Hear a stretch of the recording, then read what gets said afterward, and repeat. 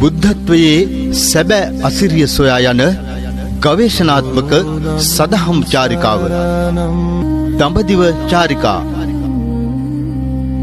මෙම විලේ ජලය සතෙකුවත් සා පිපාසාවට පානය නොකරන බව දැකිය හැක. සම්බුදු රදුන් හට අපහාස කරන ලද චිංචි මානවිකාව අපාගත වූ ස්ථානය මෙලෙස දිස්වේ. දෙව්දත්තර අපාගත වූ ස්ථානයට මද දුරකින් මෙය පිහිටි අතර ශ්‍රී ලංකාරාම උඩුමහලේදී මෙම විල මනාව දර්ශනය වේ.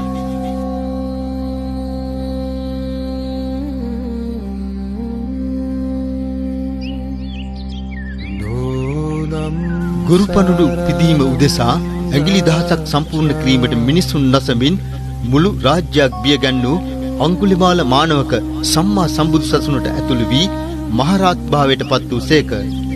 ගැබිනි මවක් දැඩිසේ වේදනා විඳිනු අසා ඒ බව බුදුරදුන්ට සැලකර ඇයට පිහිට වනු පිණිස අංගුලිමාල හිමියන් විසින් අංගුලිමාල පිරිත දේශනා කර සත්‍යක්‍රියා කළේ මෙම සිටු මැදුර අසලදීය.